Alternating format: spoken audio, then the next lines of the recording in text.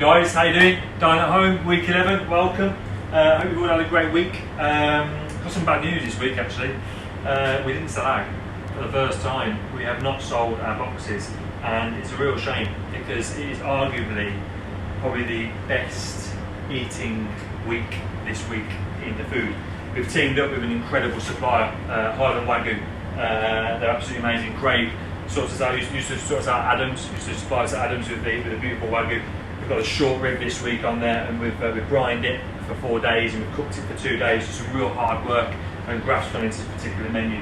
So we're going to run it up until the very early morning of Saturday. So if you like what you see, let's get a box. Let's keep that support going, guys. For everyone who has bought a box, I really appreciate your support. We need to keep going. This is all I'm doing. It's just the Dine at home. I don't want it to end. I want to keep doing it every single week. Me and Mikey, we need a job at the end of the day. So, no, I'm only joking. We do want to keep it going, guys, because we've heard some incredible feedback every single week. People are messaging us and saying how amazing it is, and they don't want it to stop. We're going absolutely nowhere. We want to keep pushing the boundaries, keep pushing the food. This week is no exception. So, yeah, let's just crack straight onto it, guys. Let's go straight onto the starter. No, before that, the bread. So, as you all know, guys, for all the newcomers, the bread, you have the milk bread in a brown bag, paper bag, milk bread out into the oven at 180 degrees for 5 or 6, 7 minutes. Obviously making sure the outside is nice and sort of crispy, and then your inside is beautiful and soft. The Marmite butter, make sure that comes out straight away as soon as you receive the box. Just leave it at room temperature with your milk bread. Just make sure it's obviously not too hot. And we'll just jump straight into the starter, guys. It will go really well, the milk bread will go really well with your starter, so again, just keep some back, we'll enjoy it all together completely. Grab my plate for this one, obviously heritage again, brand new plate, absolutely stunning heritage collection plates. So guys, for your starter you will have some beautiful treacle cured hake ham. This is inspired by the absolute legend chef Tom Brown. Probably found this on his menu. So you will get it into in a beautiful backpack bag with some greaseproof paper. Obviously this is just one. So this is basically, we treat this like a ham, like a Serrano ham. It's got treacle and salt in. So it's got that sort of really umami, quite salty sort of flavour. So on its own, it's just like sort of a salami, chorizo, obviously a fish version. But with the dish, it really makes the dish as well. So if I was you, you'd probably find it a little bit sort of almost quite salty on its own, but with the dish it sort of breaks it all down. The acidity of the beetroot and everything going perfectly well with the dish. So if you can, be very careful. You can place individual pieces onto it, or if you're quite quick, you can sort of turn it upside down and you'll plate it like that. That doesn't happen every time, guys, so I'm quite impressed with myself there. Okay, for a mixing bowl, pop in your beetroot. You get quite a lot with this, which is great. It's one portion. I've also had a little vinaigrette. I made a little vinaigrette. This is the same vinaigrette I use all the time. This is actually the mustard one, and it will go really well with this particular dish. And then just grab a little bit of seasoning as well. Again, always Malton sea salt I use. I wouldn't use table salt, just use any type of sea salt. Dress that one in there, just give that extra little bit of pickle. These have been salt baked and then pickled. And then what I'm going to do is just gradually put those sort of all around, nice and chunky, beautiful seasonal summer beetroots. Perfectly in season now as well. Beautiful. Next, we've got in the same mixing bowl, keep that mixing bowl because we've got some beautiful Westlands mustard crest that we'll put on as well at the end, just to sort of garnish the whole entire plate. Will from Westlands have sorted us out this week with those as well. So you've got a beautiful beetroot ketchup. By all means, if you want to sort of go a bit sort of fancy with your plating, I definitely recommend putting this in a piping bag. Don't go too heavy with it because it is quite sort of strong, quite acidic. It's just to break through the richness of the whole entire dish. Just going to put like sort of 2 or 3, 4 of those little spoonfuls, and then you have your smoked cod roe emulsion like a taro masalata. This is obviously really punchy in flavour. Just mix that up a little bit because it can sometimes be a little bit sort of mousse-like in texture. And again, if you want to be fancy, pop this in a piping bag as well. I'm just going to put little sort of dots in and around, and this is sort of acts as the creaminess of the dish.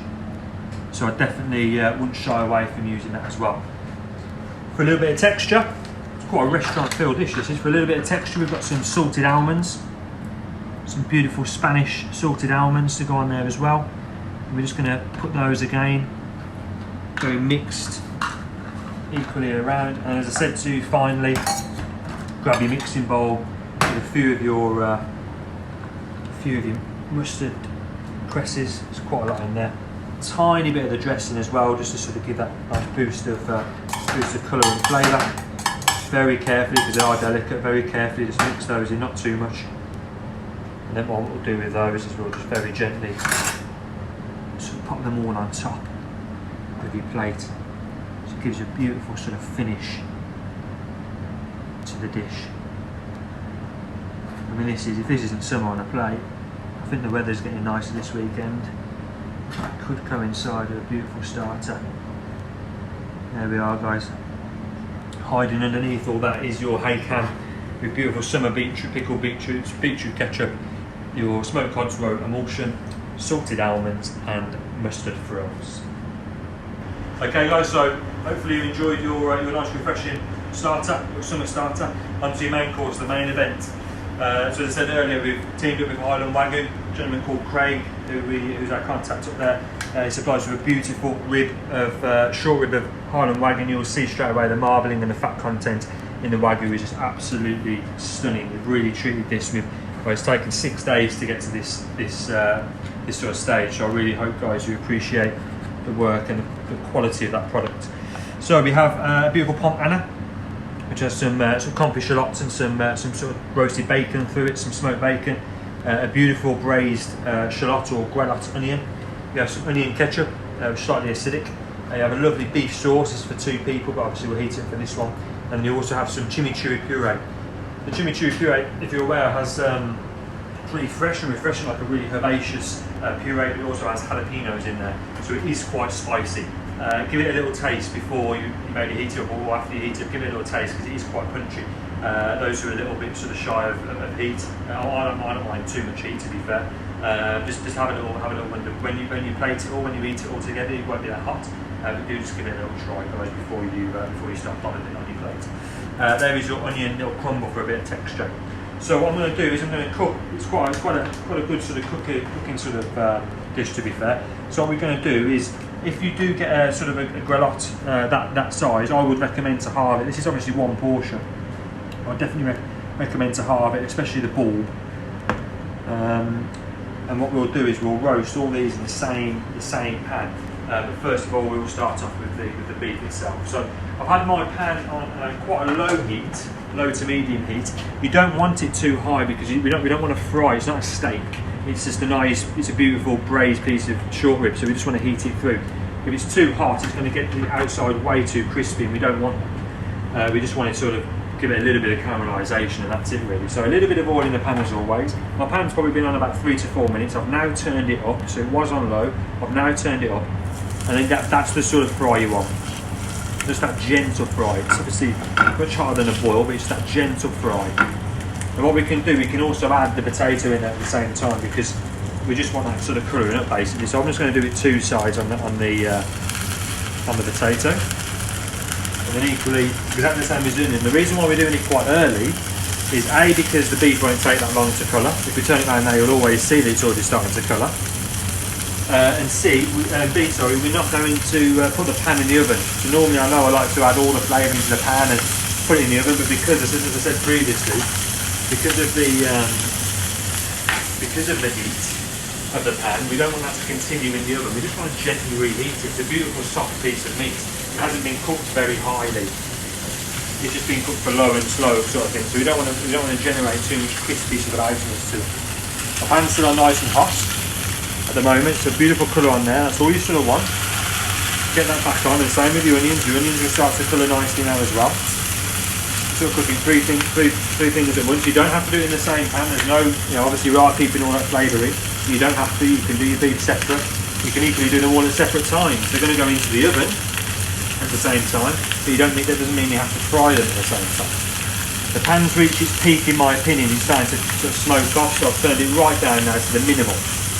The residual heat of the pan will continually roast while I want it to roast. Be very careful. Probably get a little lifter for your pomana instead of using a spoon, not me. There we are, look at those onions. Take the onions as far as you'd like to. I like mine quite caramelised. I know people will probably be happy with that, which is fine. I like them a little bit more sort of scorched. I quite like that roasted sort of smokiness that it gives. Okay, so my pomano, I'm very, very happy with that, guys. So I'm going to transfer that onto a tray. And just literally just allow the outside to be nice and crispy. The onions, I'm very happy with those now as well, so very carefully transfer the onions across. As I said, this is for one person, so it's really, real big portion actually, real nice portion of beef. So all those are gently caramelised, every single side is all done now, so we can pop that onto there.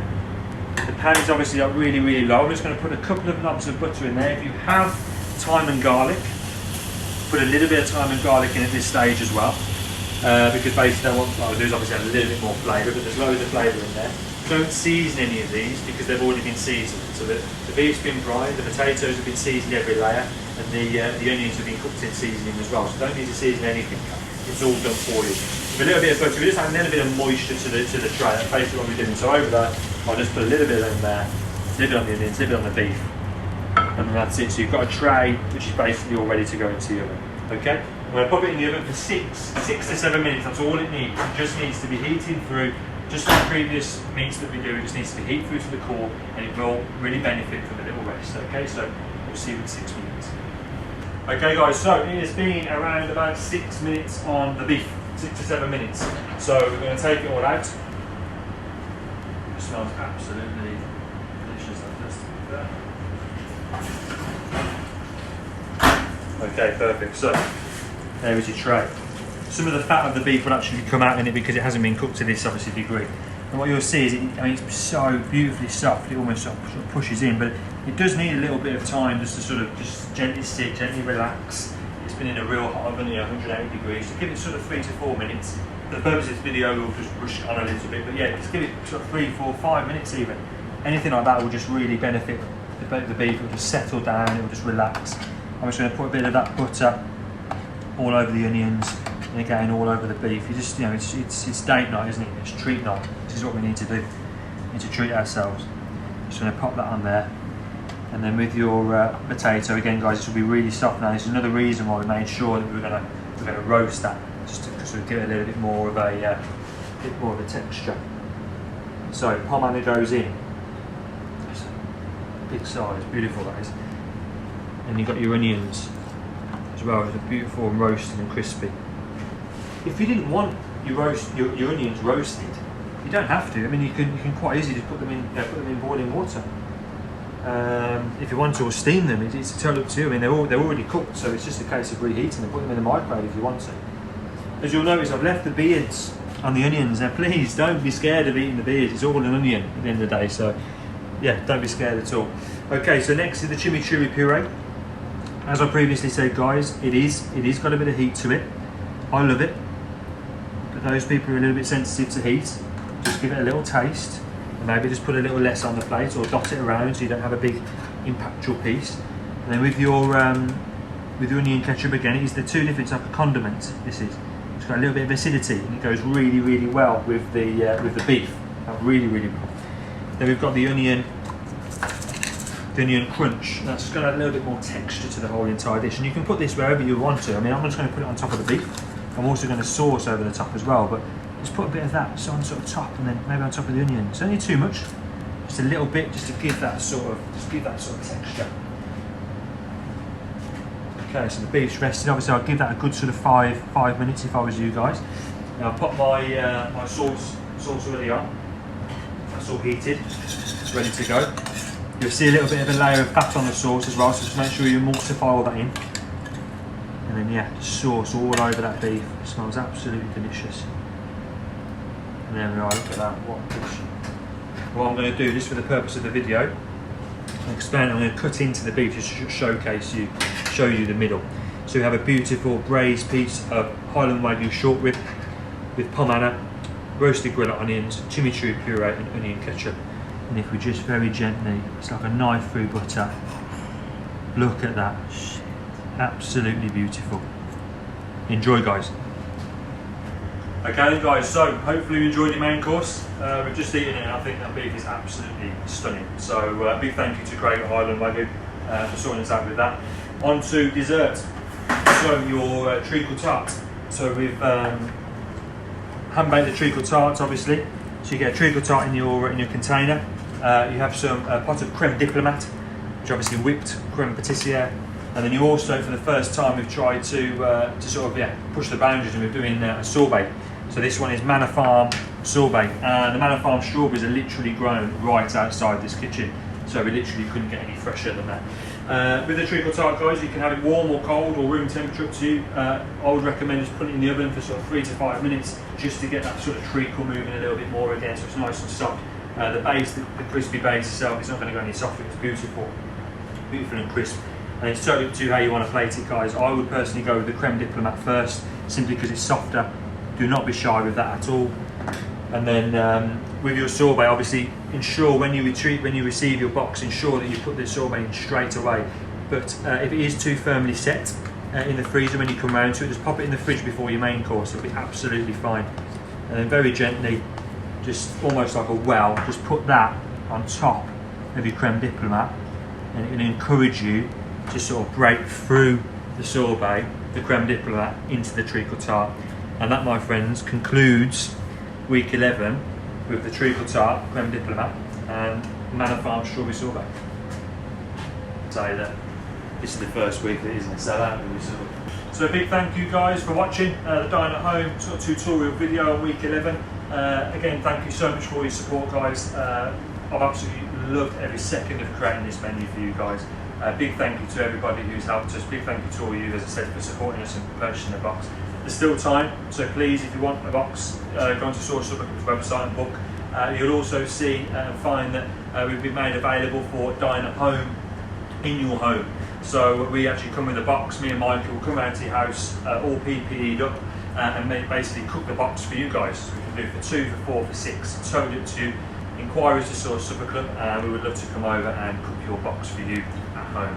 So listen, have a great weekend, and stay safe and keep supporting us. We're back next week with an even better menu. Again, thank you to all the guys who supported this week, and yeah, we'll see you next week. Thank you.